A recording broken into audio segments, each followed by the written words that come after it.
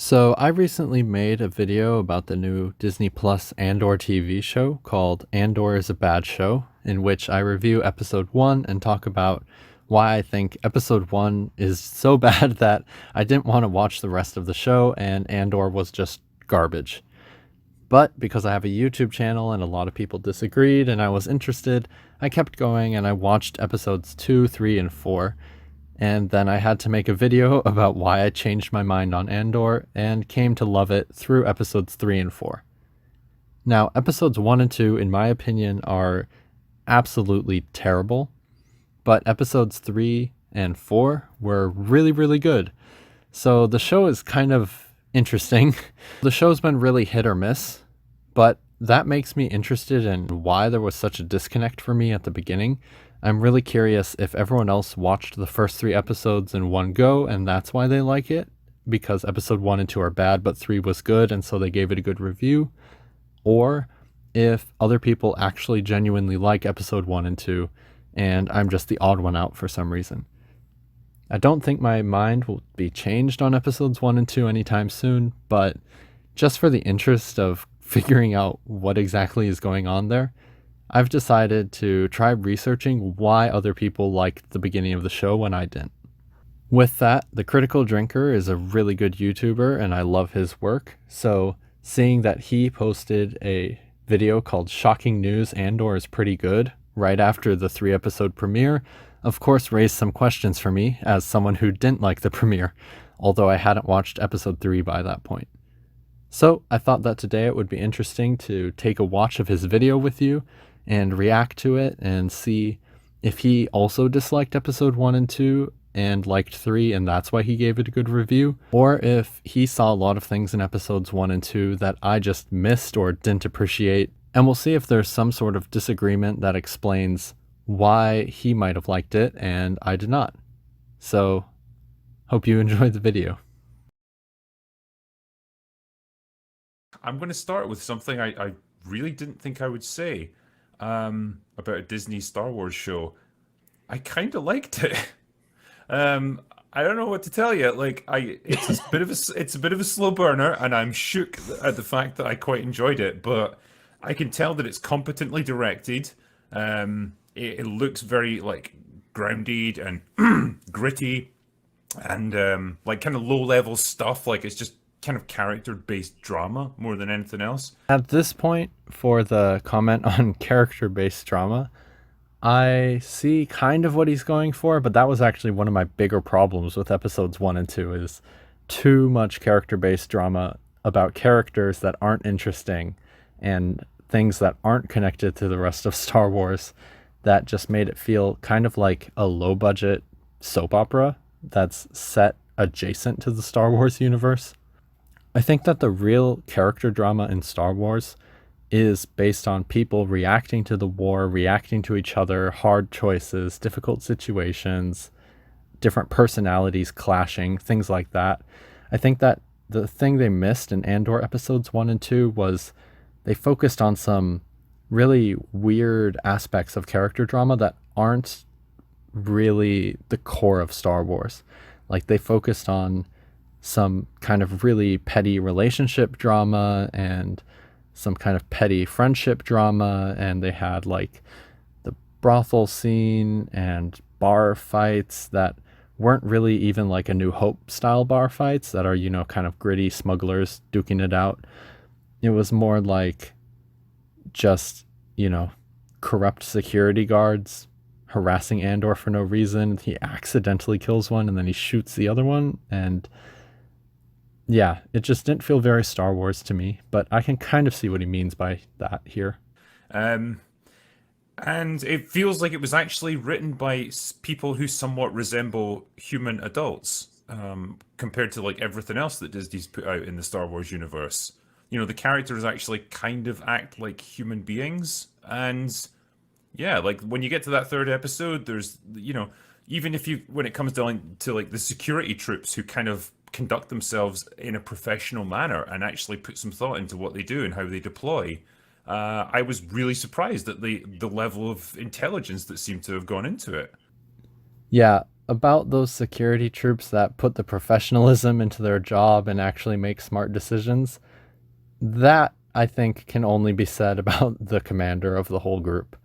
Because the first two we see are really stupid, inept, corrupt people who end up dying after picking a fight with Andor. And then after that, we just see a bunch of low level people who just do some basic research and don't have really much personality to speak of. And then we have the main character of the security force who, in the first episode and second episode, and honestly the third episode too, is basically just kind of annoying. And yeah, that's all I really have to say about him. He's a little pretentious, a little annoying, doesn't seem to understand the job that he's in. And so, what I assume that the critical drinker is referring to here is the end of episode 3, when the new security guard comes in and he's helping to command that squad that's chasing after Andor and the Rebel. I think there you see them using some tactics at the beginning, but honestly, the tactics they're generally using throughout even episode 3 are so bad that I have to disagree with the critical drinker here. The security team was just completely inept and awful and not professional or written as real people at all. The only one that I liked was the highest level commander, and he's not even in it for very long. He just makes some good comments and then everyone ignores him and he leaves. And so it's been way better than I thought it would be. It's got plenty of issues for sure, but it's not terrible as far as I can tell. Would you have still have had the same opinion if they hadn't released 3 and they'd only released 2 episodes? That is my question exactly, what Dispara just asked. I'm so interested in if other people liked episode 1 and 2 in ways that I didn't, or if they also thought episode 1 and 2 were really terrible, and then the fact that Disney released episode 3 on day 1 just gave them such a punchy ending that they forgot about episode 1 and 2 completely. I think I would still have praised the sort of tone and the direction and so on, because that hasn't changed. It's just you get a fair amount more payoff with this, and it does. It feels like they have kind of split a pilot episode into like three other episodes and maybe stretched it out a little bit too much. Okay, yeah, so there he agrees with me. That's exactly what I just said in my last review, where I changed my mind. It feels like for the Andor show, they had a really solid pilot, and then they just dragged it out so slow, put in so much filler and boring nothingness, that they dragged it into 3 episodes and really killed the pacing right at the beginning. If we had just started with Andor at a bar, he kills 2 guards by accident, he starts getting hunted by the security forces, and then he's picked up by the rebel, that would have been a lot more engaging and interesting than all the slow flashbacks and nothing drama of his backstory and the old lady who kidnapped him and became his pseudo mom and the random droid that doesn't matter and all his friends who just kind of are annoying and have all this weird personal drama that doesn't really matter to the overall story.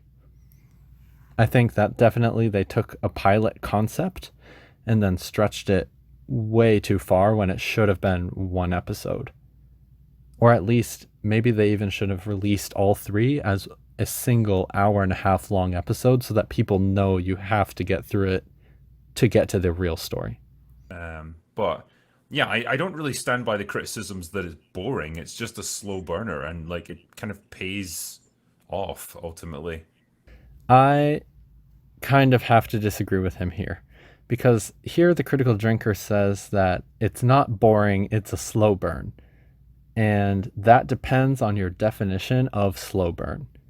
If a slow burn to you means the beginning is boring, but then it becomes exciting later and you just have to slog through it, then sure, it's a slow burn. But to me, I just count that as boring. That means the beginning of the show was boring and then the end of the show was good. It doesn't mean the whole show is a good slow burn. What a good slow burn is to me is when the beginning has a lot of little hints and a lot of tension and a lot of intrigue, but you don't know the payoff yet. So for example, a lot of thrillers are slow burns, where you know something's weird, you know something's up. There's a lot of tension, a lot of intrigue, a lot of mystery, a lot of drama, but it's still just like an hour or half an hour of people walking around talking and not much happening. But the thing that makes it not boring and the thing that makes it a slow burn is the fact that you feel that tension, you have those questions, you know something's coming, and you're on the edge of your seat waiting for the ending. Whereas in a show like Andor, where I consider the first two episodes to be just boring and not really a slow burn, it's more like you watch it and nothing's happening. There's no tension, no mystery, no intrigue, no suspense. You're just watching these really boring, petty, daily, trivial lives of these people who are just kind of talking about personal drama that's unrelated to anything interesting. And then suddenly all the boring parts are thrown out the window and you get to the actual storyline, which is pretty good, and which is honestly where they should have just started. Here's another question. Would you be saying the same thing if Boba Fett and Kenobi never actually came out? This is what I asked myself, and you'd have to go back even further than that and say, Yeah, I'd you be would. asking myself if the sequel movies hadn't come out. And yeah, I think in that context, I might be like, this just feels weird and it doesn't really feel like Star Wars. But yeah, in the context that we have, it's probably the least shit thing that Disney have put out in the Star Wars universe so far. I don't know what to say. Like, I don't hate it. I've heard It's weird. it doesn't feel like Star Wars line from a few people. I can kind of see where that's coming from. I don't know that I'd even really level that as a criticism. Though. I mean, quite a lot of people have been saying for quite some time that one of the many things Star Wars needs to do is to move on and to actually do something different than the Skywalker arc or even any grand adventure that's tied to Galactic Empire. Now, of course, this hasn't gone away in terms of its timeline, but it does seem, from what I've seen of it anyway, to at least be trying to tell a different type of story, similar, I guess, in the way that Rogue One did. And it's sort of its strength that it hasn't got so much baggage. It didn't have the weight of expectation, much as Rogue One wasn't particularly anticipated. Andor hasn't really been looked forward to by a great many people. No one's really put a huge amount of stock in it. And it doesn't have a huge amount that it can really cock up because it's not playing around with any established character other than those established just in that one film in Rogue One. I So think it's the epitome of this. Yeah, it's the epitome of the small scale drama. And so, yeah, like at this point, there's no massive stakes involved. Like there's no like really important characters that, the fate of the Republic is. Yeah, like these are the guys who are in this are like the level below stormtroopers. They're like corporate security men. And oh my God, how just it's because like this is the thing. I've got so many thoughts about this at once, but that's one of the things I actually really liked was I'm tired of all the Star Wars stuff. And because I flash back, I'm assuming you guys are all aware of this, but Grace Randolph has that viral clip of she's like, there's no interesting things in this. There's no Death Star, there's no Stormtroopers, there's no Vader, there's no Moff Tarkin, there's no Leia. What am I supposed to talk about? It's like, oh my God, stop. Stop, I swear to God. The fact that we have this burly security guard man who passionately explains like law and order is important and that we're going into disrepair, and that when he finds out some of his men are getting killed before the reinforcements have arrived, and he passionately is like, no, we got to get to them and help them. I was just like, I'm not familiar with this coming from Star Wars. I don't understand. I've never seen this before. Like, Sorry, on you go. It's for me. I do agree. I like the world and I like the setup. But those first two episodes, you could have made that in 10 minutes and stuck it in the third episode, and no one would have known any difference. Like, you can say it's a slow burn, but literally, like, nothing happened in those first two episodes. The entire stories were pointless. And I liked the third a lot more than I did the first two, but I was actually surprised when the second one ended, because I'm like, this entire thing was pointless. It didn't go anywhere, it didn't serve any pointless. There was no reason for that to exist. And I think it could have been greatly cut down, and it would have been much better. Yes, I 100,000% agree with what Disparu just said here. Those are my thoughts exactly. But also to the Star Wars point, don't you think there are some core points to an IP which have to exist for it to be counted as that IP? Like, I know there are non-Force people in Star Wars, but if you're going to do that, it could be any other IP in the world. And I think then you get down to the point of, does it gain anything from being the Star Wars IP, or would it just have been better being its own thing? I get what you're saying. I think on that point, there's a smart way of doing that, a subtle way, and a lazy way. And the lazy way is to have lightsabers and stormtroopers and star destroyers and TIE fighters, just all those like recognizable pieces of equipment and ships and all that sort of thing, which is just the surface level stuff. What this does is sets it in the Star Wars world, and like the world building is slowly built up. You know, you get the idea of this being like some backwater planet that's like some industrial wasteland, you know, and like the people that are scratching out in existence there are the lowest of the low. But the little tidbits of like the world building that it gives you about the state of the galaxy and what the Empire actually does, I think in this case it works to the show's benefit. It's like those things suddenly become a lot more interesting. Like if you were to see just a stormtrooper now, it would be an interesting event because you've established that these guys only show up when the shit hits the fan, and like keeping order in these little planetary systems, like out in the middle of nowhere. It's just up to the local, police forces. And so Sheriffs and you security establish, guards, yeah. yeah, you established a sort of set of stakes, and so things become a lot more meaningful when they do start to work them in. And I'm sure they will as the show progresses, because we're only 3 episodes in, and I think there's quite a few coming up. And I like this approach. I like the fact that it doesn't just blow its load immediately and be like, come on, see all this stuff that you remember? Here's some Death Stars. Here's some, like, Stormtrooper uniforms. This I totally agree with as well. I do like that they haven't shown too much random Star Wars stuff explicitly from the beginning. I think they could have had a little bit more, but I do understand what they're doing, and I did think it was good, even if the pacing at the beginning is too slow. For example, they don't show many recognizable ships or vehicles or troopers or anything like that. And that means that when you see that one TIE fighter or two TIE fighters in episode 4, it hits really hard. And suddenly those one or two TIE fighters feel like a huge threat. Whereas in things like the sequel movies, there's a huge fleet of TIE fighters and no one even cares. So it's really good that they managed to pull back so that things actually feel impactful again. And that's an interesting point too, because this is, I think, where Marvel really messed up in the Marvel Cinematic Universe, where instead of pulling back and making things actually feel impactful again and grounded, Marvel just kept upping and upping and upping the stakes until every single movie or show is about some universe-ending, multiverse-destroying conflict that is so big, no one cares, no one takes it seriously, it doesn't even make sense. And then when they do try to pull it back, they pull it so far back that nothing's happening, and again, no one cares. So I think the Andor show actually did a pretty good job for Star Wars of pulling back to a level where the little things feel impactful, and it doesn't lose too much that we don't care anymore. I think it's kind of like the video game Jedi Fallen Order in that regard. Like, they make each TIE fighter feel like a threat. And I'm sure when there are stormtroopers, those stormtroopers are probably going to feel much more like a threat here than they did in Kenobi.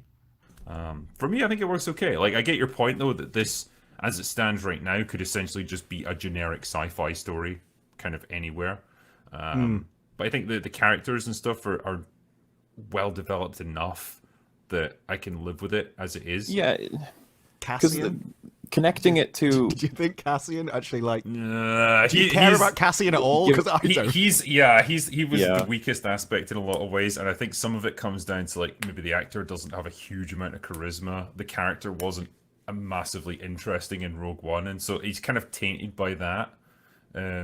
But again, like they give him a backstory, they give kind of an explanation for how he came to be in this place, and he's, at this point, he's not like the resistance fighter that we see him as later. He's just a guy looking for his sister and kind of panicked by what's going on. He doesn't have the answers.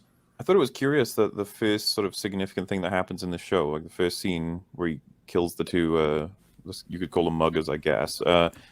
It's kind of an echo of his first scene in Rogue One, right? Because there's a scene I won't forget because I remember how I felt watching it. I was just like, whoa, Star Wars, look at you, having a good guy kill one of his friends in order to prevent him from being captured by it. I was like, oh, that's a little bit edgy of you to do. Didn't expect that. But then I don't think Rogue One really follows through on that expectation, that it's a film about like the worser parts of the good guys and the better parts of the bad guys. And I was curious if that's what this show is going to try and do, especially considering the security force. I really think they tried to put effort into being like, hey, the security guys, they're not just like crazy meathead bad guys who are killing everybody. They're kind of there to just maintain law and order, and like for the most part, they seem fairly like okay. You know, they're quite they crack down quite hard on people, but like they're not going to just kill people indiscriminately. And this is another thing I really like about this show.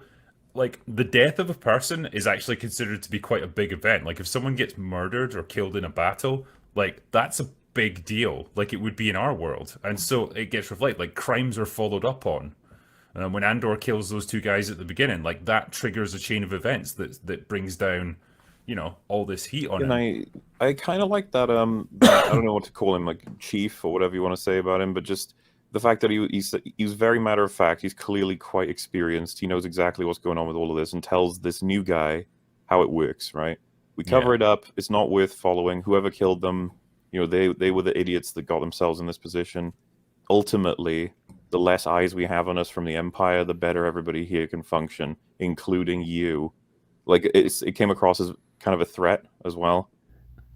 That comment by Mahler on the security guard taking up the whole team to go look and hunt down this murderer of the other two security guards after the bar fight, that is something that I really didn't like in the beginning, because it seemed they were trying to humanize and make this security guy look really heroic in almost a weird way, and he didn't come across in that way at all. I actually like the commander way more than this guy, because he's, you know, experienced and makes some good points and everything like that, while this guy's just kind of pretentious, annoying, whiny, inexperienced, and just making poor decisions. But even though that annoyed me in the first episode, I do like that later by episode 3 and 4, you can see that even the show acknowledges, yes, he is annoying and pretentious, and he did make a mistake, and he did cause damage, and he is punished for it. And unlike a lot of other shows and movies recently, it doesn't say, yeah, he's the hero for doing all these things. It actually says, yeah, he messed up, and now he's paying the price for his mistakes. So while that annoyed me in episode 1, they did manage to bring it around to a good resolution based on that annoying thing from episode 1. The only problem there is the execution, that they split it up over 3 episodes or 4 episodes, so you don't really get that impact. You just kind of are annoyed with him for a few episodes, and then you say, oh, finally, he got his comeuppance. Like, don't screw this up. He demonstrates a good insight into, like, you know, because he talks about how, you know, these guys were at a brothel that isn't supposed to exist, and it's an expensive one that they shouldn't be able to afford, and like all this stuff that he understands, like these guys were way across the line anyway, and like if all that came out, it would reflect on him as much as anything else. And the crime rates go up. Yeah, and so it's just a very human, I guess, little side story that kind of makes sense in context. That was what I wanted to like come out in the first episodes. Rather than talking about like a mechanic and a boyfriend and stuff, they could have gone further into what on earth they were doing in that place in the first place. Because they went in, spoke to someone, and just left immediately.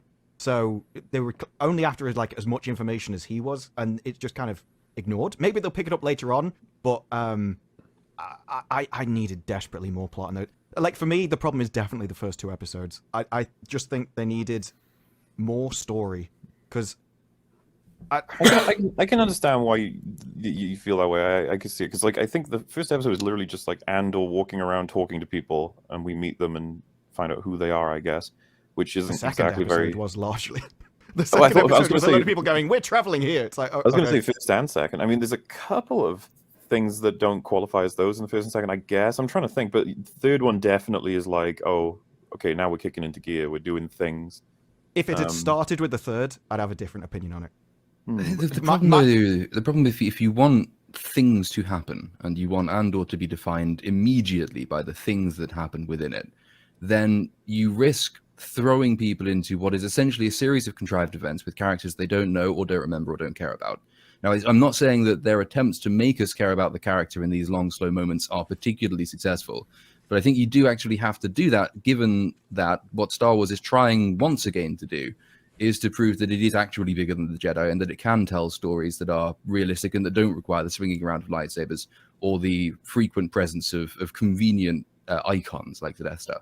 I think we'll get some of those later. It's tried this a couple of times. If you remember, when The Mandalorian first came out, The Mandalorian is also kind of ponderous. I mean, it has a much stronger MacGuffin from the off, but it's still this small scale, quite world rich telling of a story. I mean, what it wants to do first and foremost is to flesh out this backwater part of the universe that nobody has seen before. It doesn't want to wow you with events straight away. I mean, The Mandalorian very quickly changed its approach and now has the lightsabers and all the rest of it. But when it started, it was trying to do, I think, a slower, more loving exploration of the world. Andor is doing that in a darker way, and it's trying to be more serious about it. It doesn't yet have that strong sort of MacGuffin pull.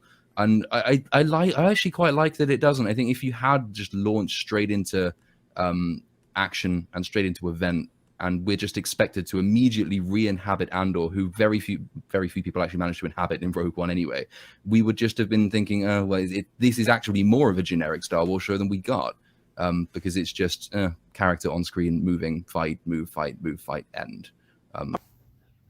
Hard disagree with that, because there's something that the little platoon here really missed, and that is the best thing you can do in a story is have that ponderous, slow burn kind of intro where you get attached to the characters before the story starts. This is why A New Hope is so effective. You get to see Luke's daily life. But on the flip side of that, you have to be careful, because the worst thing you can do in a story is attempt that slice of daily life, ponderous, slow burn to connect people with characters, and fail at it, or do it poorly, or disconnect them from the characters, or try to connect them with the wrong characters. So, for example, in these opening 2 episodes, a lot of the characters we meet, they're dead or out of the story or not important at all by episode 3 when the real story starts. So that just makes it feel like a waste of time. And all of them were so boring and slow and bland and petty and not interestingly written and poorly acted that it doesn't make me feel more connected with them, or especially not more connected with Andor. It just makes me feel really checked out from the show entirely. So I think that's something people need to be more aware of when they try this sort of character-driven slow burn intro, is you have to make it so that people engage with the character, and especially the character that matters. As a good example, like I said, A New Hope, you have the intro with Luke on Tatooine, kind of living his daily life, and you connect with him because he's a relatable character, acting human, doing normal things. And you feel kind of bad for him that he can't be with his friends, he can't do his adventures and stuff he wants to do. It's relatable, and it makes you attached to Luke before the story starts. What Andor did would be like if A New Hope started with like a full hour of Owen and Beru's daily life and petty relationship disagreements with their friends in Tatooine, and then at the end of that hour, Owen and Beru are killed by the Empire, and we have no idea who Luke is, and we don't care about anything, and we don't know what's going on. That's where they messed up the show. I'm quite happy that they didn't do that. I'm on about like actual plot, not just people talking to each other about nothing in particular in rooms. I suppose arguably everything with the security guards would be that, right? The security guards was largely explaining how the system worked, so I wouldn't actually count that, because you learned information from that. But things like her and her husband, and like when you're asked to recall like 40 minutes of stuff that was so like boring, calling back specific scenes. What I mean is, did you ever watch Spartacus? I think Spartacus does a great job of mixing plot, like political plot and maneuvering around, with action. I think you can have action scenes and plot together, and I don't even think, like in the first 2 episodes, there was much plot actually done at all. It was, like, for instance, that robot, right? That robot went across the floor for like 3 minutes, and it didn't do anything. There was no point to that 3 minutes unless he you're got going to turn peed out on. to murder himself. Well, Yeah. Exactly. At the start, he's walking down a corridor. It takes 4 minutes until he's out of that first building. A lot and of this you learned stuff, nothing. Yeah, a lot of this stuff I would like put under the category, and this is probably an example of like where the writing wasn't as efficient as it could be, because you can either do some world building, you can do character development, or you can advance the plot. And ideally, you should be able to do all three at the same time if you're really good at writing. That comment the Critical Drinker just made there about the three keys of a story being world building, character development, and plot, that is the most fundamental piece of writing for any medium. And I think that him bringing it up here is great. And I totally agree. And it's very important. Something to take note of for anyone who's a writer or just interested in stories or analysis in general. And that's definitely true that the best kind of writing is the kind that can consistently do one of these at a time. Even better if you can do multiple of them at a time. And the best stories are the ones that manage to do all three of them at the same time consistently through the whole story. And I think that's actually something that Star Wars traditionally has been pretty good at. Almost any scene that you think of from Star Wars, except a few that are particularly bad, but almost any scene that you think of Star Wars contains world building, plot advancement, and character development all at the same time, or at least two of them. So, for example, when Anakin fights Obi-Wan and they have their back and forths during the fight, that is character development. It is also plot advancement because the fight is going to have an impact. Their words to each other have an impact. They've already impacted the galaxy, but they're both still also developing as characters while they advance the plot in this way. Another good one is at the end of Empire Strikes Back, when Han and Leia are on Cloud City. You have tons of character development for C-3PO, Chewbacca, Leia, Lando, Han, even Vader, Boba Fett. Everyone has some little steps of character development there. And you also have a huge plot advancement with Han getting frozen, Vader hunting Luke, Luke coming to rescue them, all of that going on. And then on top of that, you also have the world building layer where you have Boba Fett's existence, the strength of bounty hunters, the relationship of bounty hunters to the Empire, the relationship of the Empire to Cloud City, the relationship of Lando to Cloud City.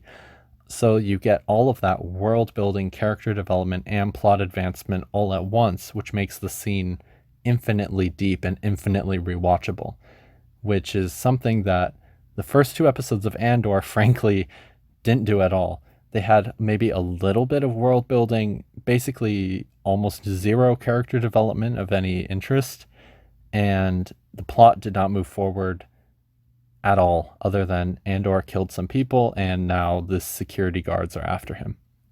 But then again, that's the thing they fixed in episodes 3 and 4, because in 3 and 4, suddenly we have tons of character development, all these new characters having interesting relationships, strong personalities, and changing each other through their interactions.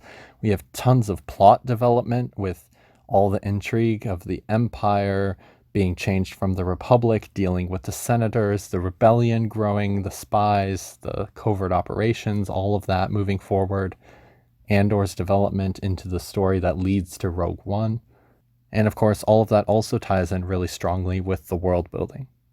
One that first two episodes fell into the trap of was a lot of world building, just allowing you to kind of soak up, I guess, the culture of this world, this backwater place. There was lots of fairly long establishing shots of just people going about their lives, and like Andor making his way down the streets and things like that and bumping into people. And just things like that. And ideally that could have all been integrated slightly better to the point where like you're advancing the plot, but you also get to this feel of the world and you can learn things about him and other people as you go. As it stands, it kind of does each thing separately. That's probably why those first two episodes feel so long, because it's a slightly inefficient way of doing it. But again, I guess I fall into this category of I care more about things that happen once I feel like I'm invested in that world, once I feel like it's lived in and it's plausible, and that's what I get from this. When it comes to like the world of Boba Fett, for example, didn't give a shit about any of it because it's all just bleh, nonsense. Like I didn't care about it. It doesn't feel real. It doesn't feel believable. This kind of does. And the staging of it, I think, really helps. The way it's directed, it doesn't just feel like it's a really hastily contrived set with a projector around it to give you the sense that you're somewhere else. Kind of feels like a real place, and all of that stuff combined together just made me feel like, all right, this is a place that I can get invested in. Even if Andor, I know what's going to happen to him ultimately.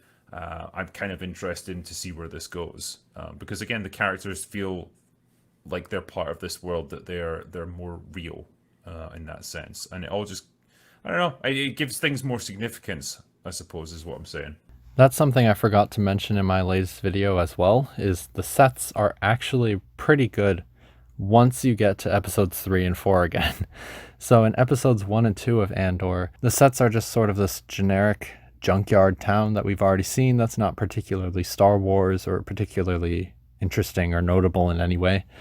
But for episodes 3 and 4, suddenly we have travel across the galaxy, we have Coruscant again, Aldhani is super interesting and unique, and you just suddenly have all these planets that are very Star Wars and bring a lot of life to the show that it didn't have in episodes 1 and 2.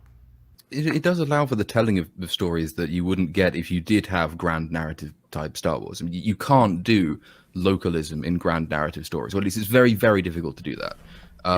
And it's still too early. So I always thought that this, to the extent Andor might not be terrible, I think it was always the case that it might even be helped by the fact we already know how it ends, because it's not then going to get pretensions. It's not going to get taken away with itself. It's not going to go around saying, we are going to redefine the entire Star Wars universe. We're going to tell the next big saga. It can't do that. Obviously, it's time limited.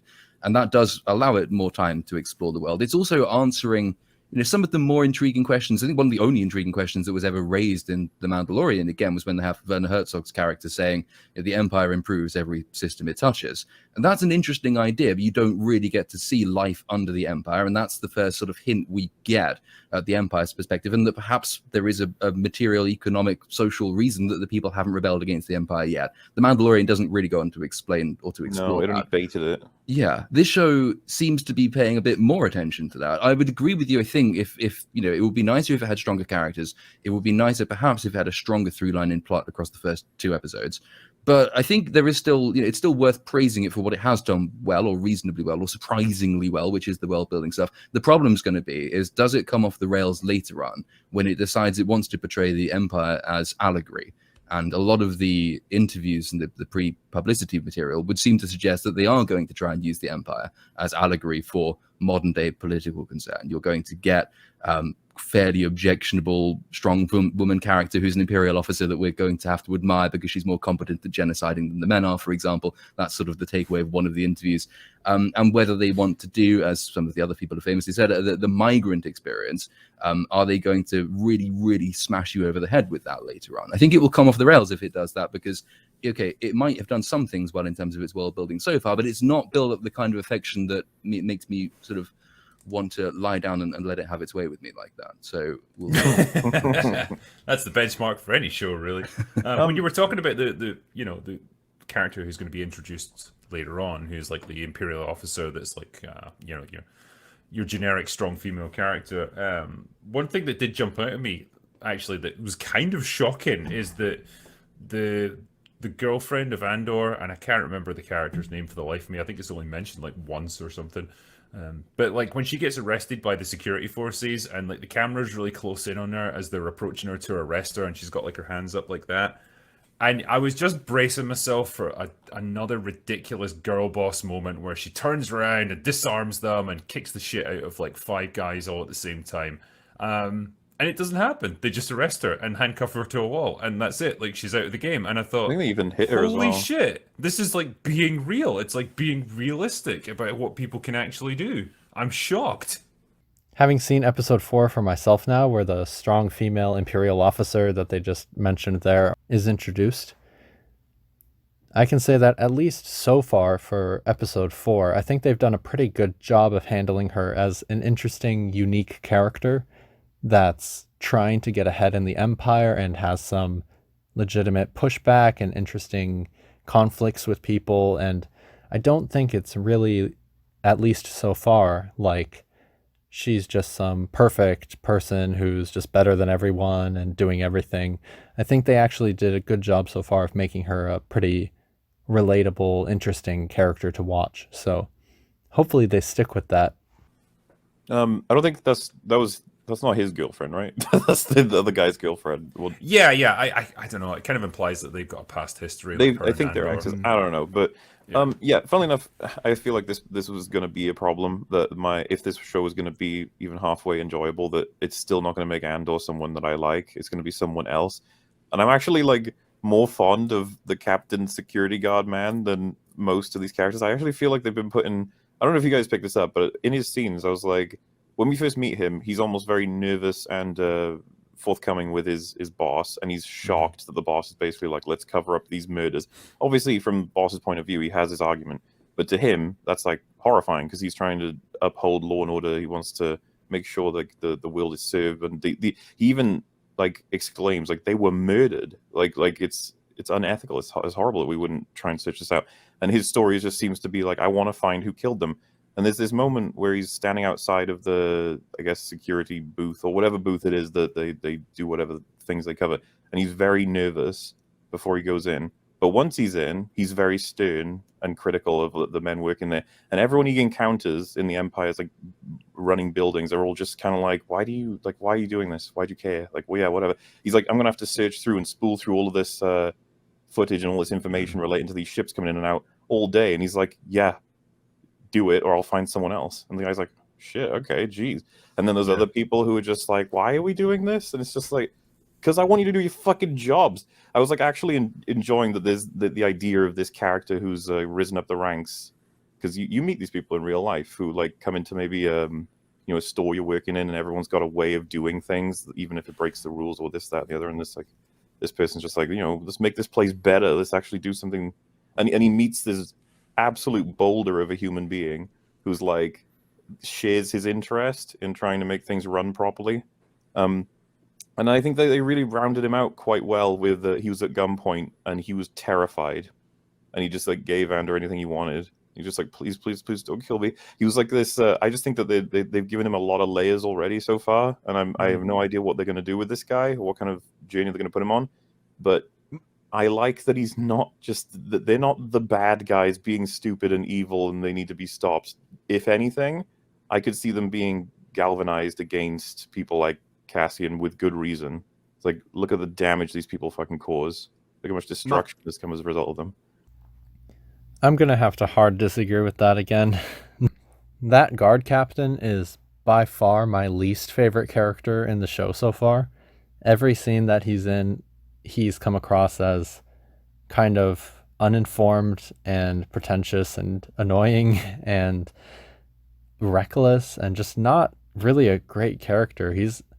The best word I can think of to describe the character is almost whiny.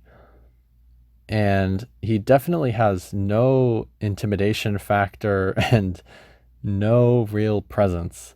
Like when he's yelling at his coworkers to investigate this thing, it's like we've already seen a bunch of good reasons that it's not worth the time to investigate. It will actually cause more harm by investigating it.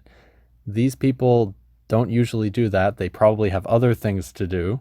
And this captain isn't just firmly telling them, hey, we need to do this. This is why it's important. Please do it. I know it's bad. Okay, good luck. I'll help.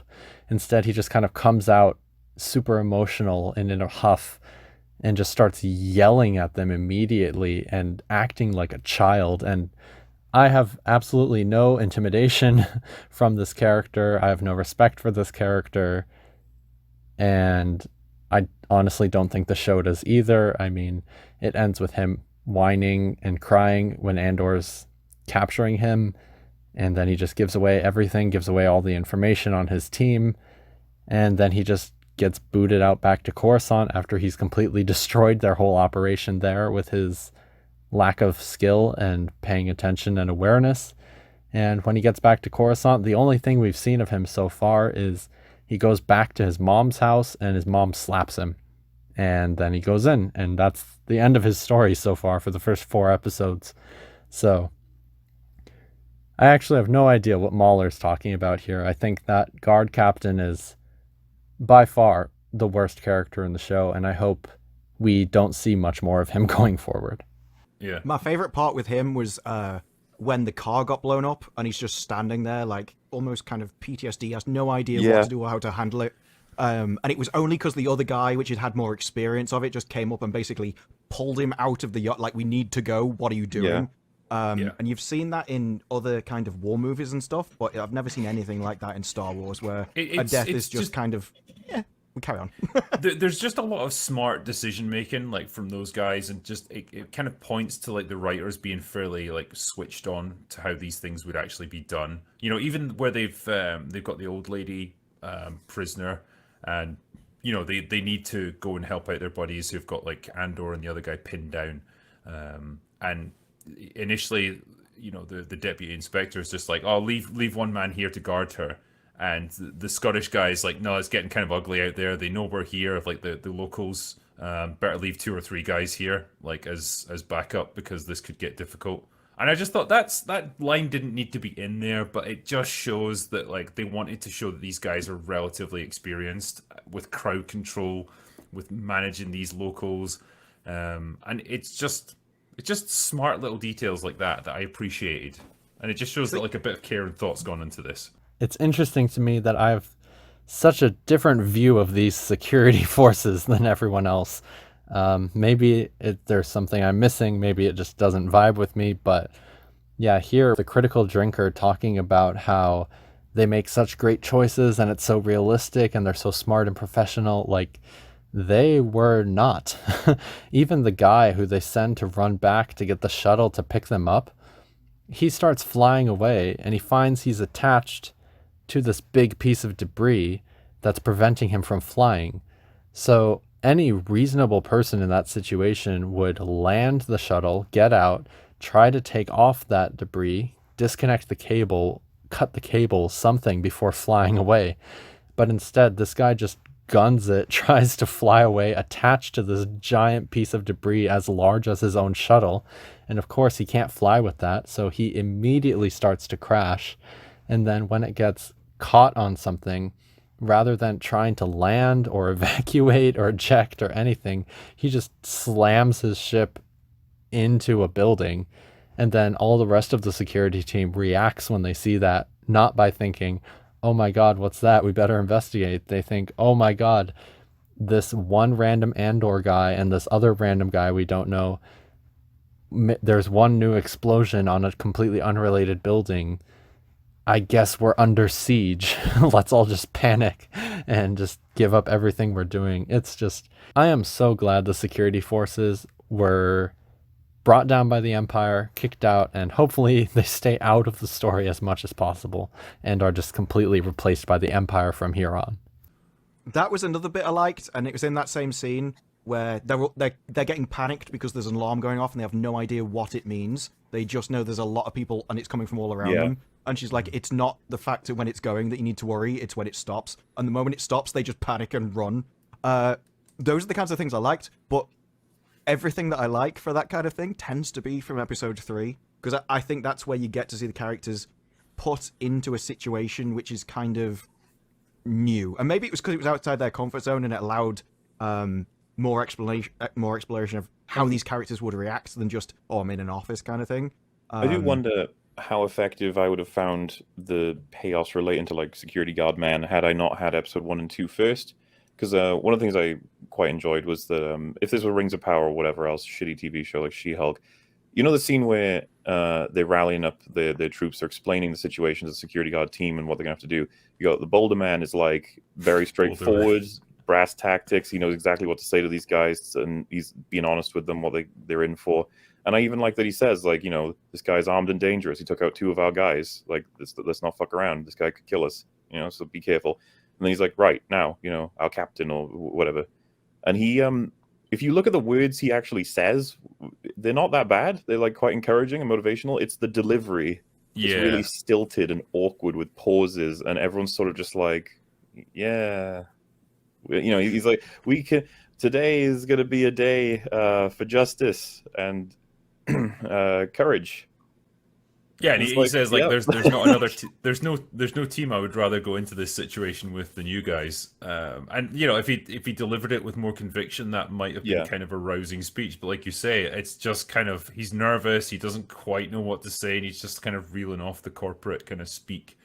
And It's very again, please clap sort of speech. yeah, but again, like it doesn't totally humiliate him, and Yeah. it's not a ridiculous scene. It's just like if you pick up on the fact that he's just not quite there as an inspiring leader in combat situations, and it's relatively subtle as these things go, but it's effective in fleshing out where he's at as a character and what his level of Yeah. experience is. What I was going to say is, if it were the shittier TV shows, I feel like we would have had a scene right after with two of the security guardy people being like, "Man, his speech, he must have been so insecure about his abilities, and gosh, he seems like he wouldn't be able to hold himself in an actual fight. It's like he's been a pencil pusher his whole life. He knows all the bureaucracy and politics of this sort of stuff, but he just wouldn't be able to be in a real fight." And then they show it, and they're like, "There you go, audience, do you understand?" Because as you were saying, like, he gets a gun to his head and he's fucking shaking and sweating. He gets tied up. And the second they release him, he's like angry. He's like, you know, they're there, go get out. Like, even though in the moment he was like pissing himself. And then when he realizes they've tricked them all right after they think they've got them, and they've lost basically their whole team. There's like 3 of them that are unharmed at this point, and several that are dead. And he's just like, what the fuck? Like, this was horrifying. And what was it? Searching for one guy and hoping to find him because they think he murdered 2 people. And it's a complete disaster. Because this is the one thing I'm actually looking forward to in the next episode is the repercussions from the Empire. Surely they're going to be like, what the hell is going on down there? You've lost all of these guys. There's explosions. The town is like pissed off at everybody here. His superior officer, whoever that guy was, because I didn't catch his name, I imagine he's going to be like, what the fuck have you done? Yeah. Like, why did you authorize all of this, you insane idiot? Yeah, the best word I can think of for that guard captain character is pathetic. And I'm not really sure what he adds to the show or why the Critical Drinker and Mauler like him so much. So let me know in the comments if you like that character, because I don't get it. Yeah. I think You that's also- good because I assume that's kind of why he looked so shocked in that That too, moment, yeah. because he was kind of contemplating the repercussions for his career and like maybe even his life for having done this raid and completely fucked it up. You also had interesting decisions with Skarsgård, because he was actually saying, I will kill this man. So, and you could say that, oh, he's just trying to get information out of him, but then later on, they were driving off. There was no reason to blow up that car and get everyone. Kind of did that because he wanted to. Yeah. And so he could easily, like, it doesn't really make sense why he spares one guy and not the others. And if you're Cassian, Andor it would have would stopped be- him from doing that one, yeah. yeah, well, that's the thing. Will Cassian have problems with him? The fact that he's willing to go to more lengths than Cassian is, kind of thing. That's kind of where I'd like it to go, sort of the sort of interpersonal stuff. Yeah, With regards to the main soldier, the one who got shell shock, I can't remember his name. But it does seem like they're setting up that all of his higher ups and the people around him are idiots rather than him. So I do wonder if they're just going to pick out a couple of people within that whole thing and make everyone else just, like, as I said, lazy, incompetent people. I don't know if they're necessarily going to make them idiots, but I think it's more like he's so idealistic and so driven because, like, he's not doing this. I don't get the impression he's doing this for promotion or personal gain. It's like he just has this really like strong sense of justice, almost like in doing his job, and I think that puts him at odds with the more cynical guys around him. Not Yeah, I that wouldn't say they're idiots, but they're more just like They're realistic. complacent. Yeah. And I think what they'll eventually set up is like a redemption arc for him where he's going to like turn to the resistance almost, because it's like he realizes he's just going to get fucked over by like everyone else around him. No one cares. Because if you think about it, I wouldn't call his superior stupid when he said, let's just class these as killings or accidents, that they were doing something good. Something I quite liked when he said something, inspiring but mundane. Like, we don't want it to be too interesting. But I was just like, wow. Because, you could be like, well, that's a crazy move. It's like, well, if they'd done that, things would be a lot better. So many people would be alive where they aren't now if they had just done that. It seems like everyone there is very familiar with the systems and how they work. This guy is not, and he's trying to run by the book, which is not like, it's not a realistic thing. And he's learning like already how fucking bad things can go. It's a good way I of don't think he building did out it worlds as well, though, like that, isn't it? Because you don't ever see in the real world any totalitarian system, any ideological system even, which is kept running because every single person in it is an ideologue and is passionate and is sort of the evil mastermind of the group. Like most of these settings, whenever they are actually believable, do go for that banality of evil aspects. You will get some ideologues, you will get some idealists as well. But when it comes to the imposition of any kind of sort of fascist dictatorship system like the one you see in the Empire, you have to realize that actually for a large number of people, this isn't anything exceptional. This isn't something you really believe in or otherwise. This is the system you live in. And you have some very small-minded men who just very much like getting to the top of any particular system, especially if it gives them that sort of like micro-totalitarian, micro-megalomaniacal, that's the word, power over their fellow people. I'm glad you said that because I couldn't help. took a run up at that one. So I quite like that they have this spread of characters. But the other thing I think, I mean, there's the question that we raised earlier about, you know, is are we just praising this by comparison because everything else that's come out around it has been Definitely. so terrible? I think there must be a degree of that being the case, but also, I think, you know, some of the criticisms that are being raised here suggest that no, there is actually something genuinely of merit in the show itself as well. Like, you don't make the kinds of points that have been made so far if there's nothing the show could stand up and say, well, I own this, and actually this is quite good in its own right. Sure, it's lovely that we're not sitting here saying like, why the hell did he say I grew up surrounded by water? Or I wonder which sand monster he's going to try and fly a spaceship into this week. Like, we're not having to say any of that. That's good. But we are actually having to make some slightly more interesting criticisms of the show itself. So it's not just that it isn't stupid. I think there are some good things in it it's doing as well. It's just, again, the question is whether it can sort of keep these up without falling for allegory again. Well, that was my take on the Drinkers Chasers episode on the first 3 episodes of Andor. So I hope you thought that my thoughts and their thoughts were interesting. And of course, let me know in the comments what you think of the show so far, or you can go check out my other 2 review videos. The first one on why the show is bad, and the second one on why I changed my mind and think that episode 3 and 4 were actually pretty good. So until next time, this is Deep Dive, signing off.